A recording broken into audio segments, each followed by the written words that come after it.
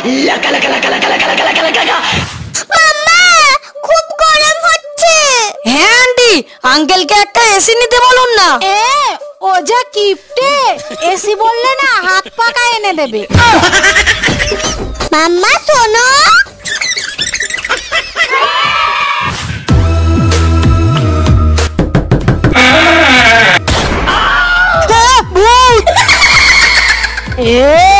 এই ঘরে তুই থাকিস?